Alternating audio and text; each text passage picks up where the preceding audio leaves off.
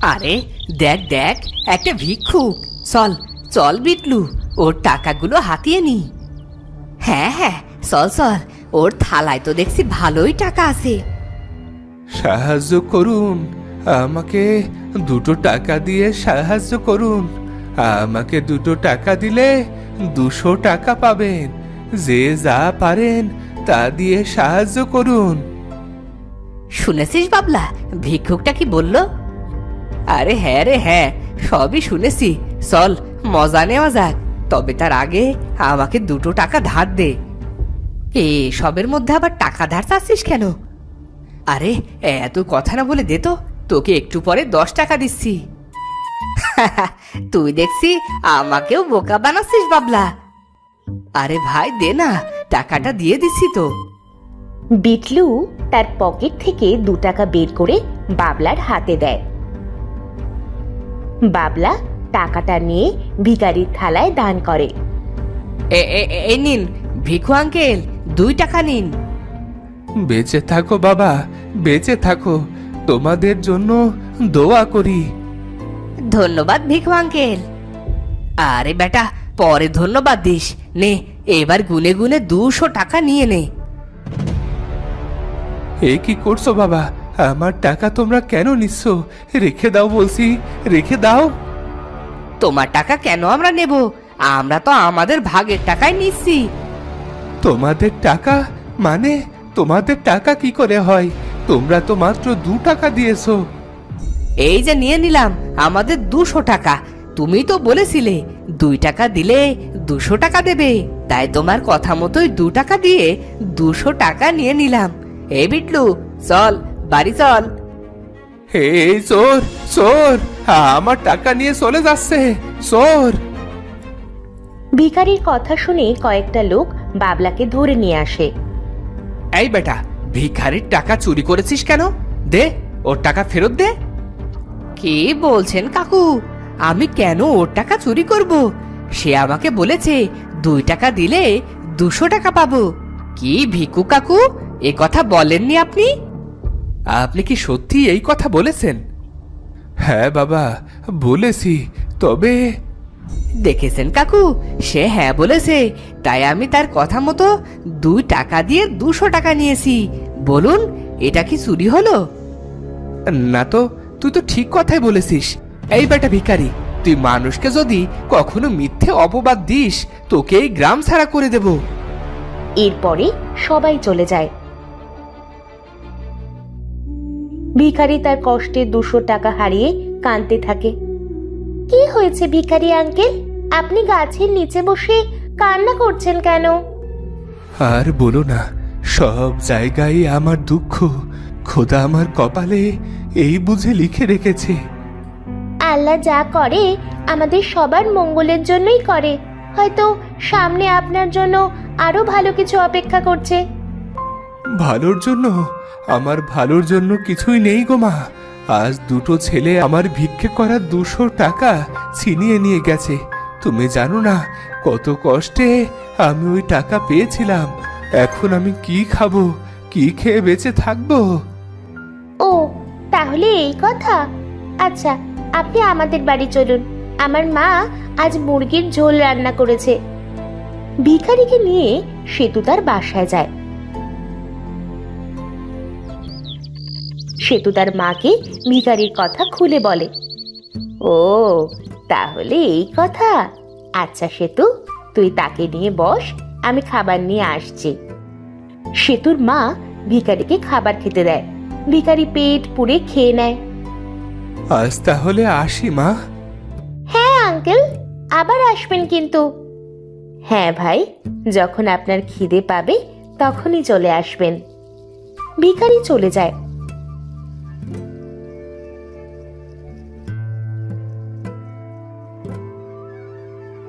আর তখনই ভিখারির মনে পড়ে তার পুঁটুলি সে সেতুদের বাড়ি ফেলে আসছে।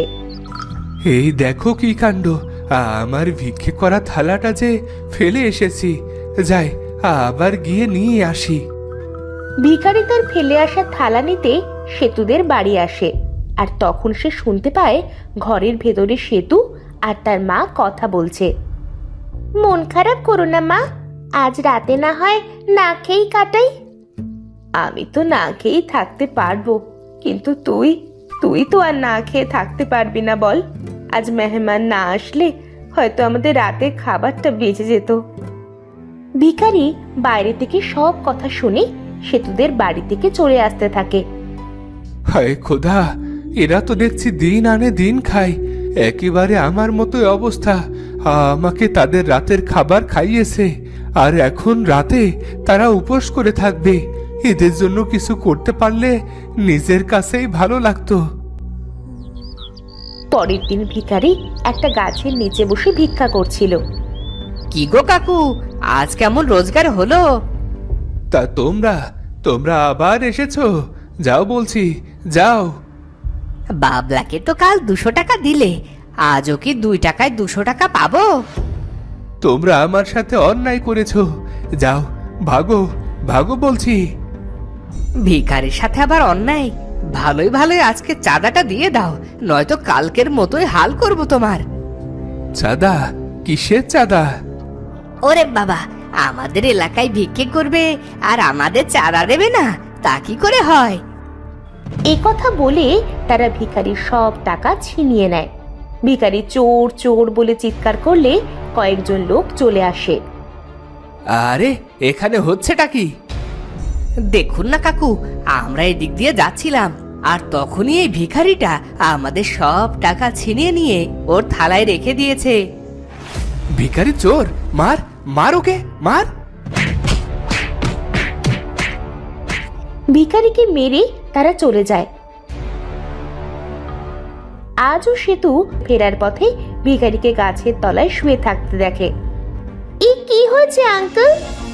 আপনার সারা শরীর দেখছি রক্তে রক্তাক্ত হয়ে আছে। ও তেমন কিছু না, ওই দুষ্টু ছেলে দুটো আজও আমার টাকা ছিনিয়ে নিয়ে এই হাল করেছে। ইস, চলুন আঙ্কেল, আমাদের বাড়ি চলুন। ভিখারিকে নিয়ে সেতু তাদের বাড়ি আসে। এরপরে সেতু আর সেতুর মা ভিখারির হাত পা কাপড় দিয়ে বেঁধে দেয়। শোন সেতু, লোকটার অবস্থা বেশ ভালো নয় মনে হচ্ছে রে। আমি আমাদের এই বাড়ির দলিল মণ্ডল মশাইকে দিয়ে কিছু টাকা নিয়ে আসি, তারপরে ডাক্তার নিয়ে লোকটার চিকিৎসা করাবো। ঠিক আছে মা, তুমি যা ভালো মনে করো। ভিখারি পাশের রুম থেকে সেতু আর সেতুর মায়ের সব কথা শুনে ফেলে। হায় খোদা, পৃথিবীতে এদের মতো মানুষ আছে বলেই এখনো পৃথিবী ধ্বংস হয়নি। আঙ্কেল, আপনার দেখছি জ্ঞান ফিরেছে। তা আঙ্কেল, আপনার পরিবারে কি কেউ আছে? পরিবার? পরিবার বলতে সবকিছুই ছিল, কিন্তু তা আজ অতীত। কি সেই অতীত আঙ্কেল? আমি আজ ভিখারি হলেও আগে আমি ভিখারি ছিলাম না। বিলেত দেশে প্রায় 30 বছর কাটিয়ে বউয়ের কাছে অনেক টাকা পাঠিয়েছিলাম। একদিন বিলেত শেষে দেশে এসে শুনি বউ আমার সব টাকা পয়সা নিয়ে অন্য আরেকজনকে বিয়ে করেছে। এদিকে অনেক বছর বিলেতে কাজ করতে করতে আমি অনেক কঠিন রোগে আক্রান্ত হয়ে পড়ি। এর জন্য আমি আর কাজ করতে পারি না, তাই সেই ভিখারির পদ বেছে নি। আপনার দেখছি আমাদের চেয়েও খারাপ অবস্থা। তোমাদের অবস্থা কি সেটা বলো? আমাদের পরিবারটা অনেক সুন্দর ছিল। আমি যখন ছোট ছিলাম তখন আমার বাবা বিলেতে কাজ করতে চলে যায়। সেই যে গেছে আর আসেনি। সবাই বলছিল যে বাবা নাকি মারা গেছে, আর তখন থেকেই মা মণ্ডল বাড়িতে কাজ করে আমাদের সংসারের হাল ধরে। আর তখনই ভিখারি একের পর এক কাঁদতে শুরু করে।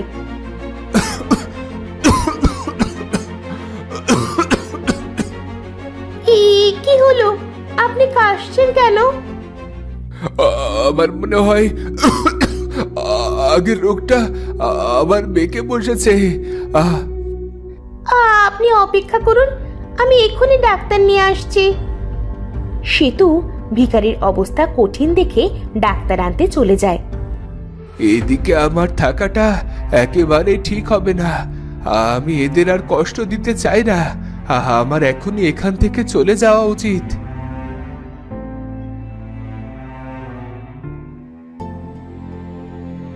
ভিখারি অসুস্থ শরীর নিয়ে সেতুদের বাড়ি থেকে বেরিয়ে জঙ্গলের দিকে যেতে থাকে। যেতে যেতে সে একসময় নদীর ধারে চলে আসে। না, আমি আর পারছি না। আমি আমি আর বাঁচতে চাই না এভাবে। এর সমাপ্তি আমাকে এখনই করতে হবে। ভিখারি নদীতে ঝাঁপ দিয়ে মৃত্যুর কথা ভাবে। সে নদীর কাছে যায়, আর তখন তার পায়ের কাছে একটা বোতল ভেসে আসে। আরে, এটা তো অনেক সুন্দর বোতল। ইস, এটা যদি সেতুকে উপহার দিতে পারতাম। ভিখারি বোতলের মুখ খোলে, আর তখনই তার সামনে এক বিশাল বড় দানব চলে আসে।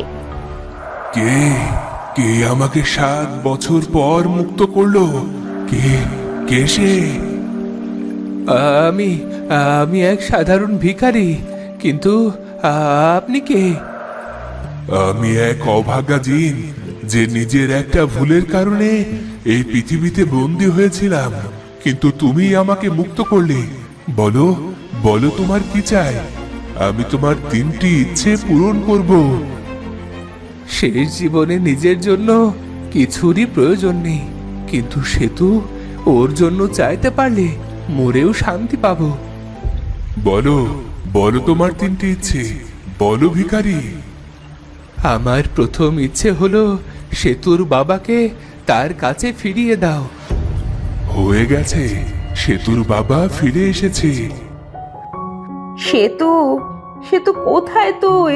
তাড়াতাড়ি এদিকে আয়, দেখে যা মা, তোর বাবা ফিরে এসেছে। বাবা!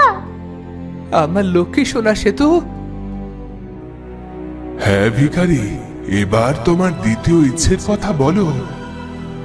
আমার ইচ্ছে শেষ হলে কোনো কষ্ট ছাড়া মৃত্যু দিও, যাতে কেউ আমার লাশ আর খুঁজে না পায়। হয়ে যাবে, এবার তোমার শেষ ইচ্ছে বলো।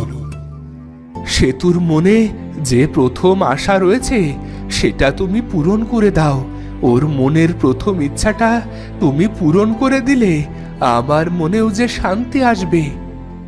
শেষ, দ্বিতীয় ইচ্ছে অনুযায়ী এবার তোমার মৃত্যুর পালা। দানব তার জাদু শক্তি দিয়ে ভিখারিকে ভস্ম করে দেয়, আর দানবও হাওয়ায় মিলিয়ে যায়।